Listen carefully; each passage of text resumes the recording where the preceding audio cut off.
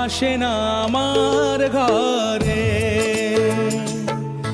ও চাঁদ কেন আসে না আমার ঘরে, চাঁদ কেন আসে না আমার ঘরে।